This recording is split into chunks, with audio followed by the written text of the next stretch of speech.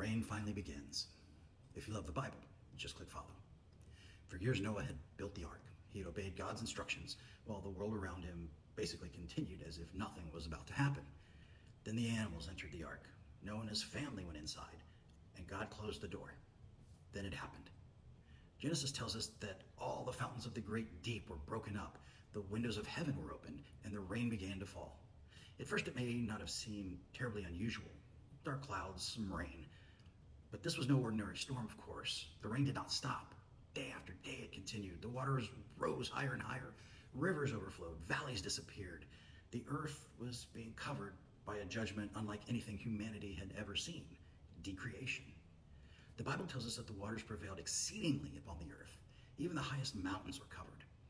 Everywhere Noah had once known was now covered in water.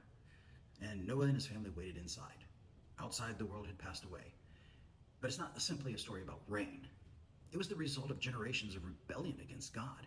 The violence began with Cain, and the corruption spread throughout the earth.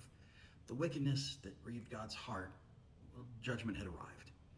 But even in judgment, we see God's mercy, because floating upon the waters was the ark, a place of salvation, a reminder that God had provided a way for Noah and his family to be saved. The floodwaters continued to rise, and the old world was gone. But the future of humanity is now resting inside this wooden ark.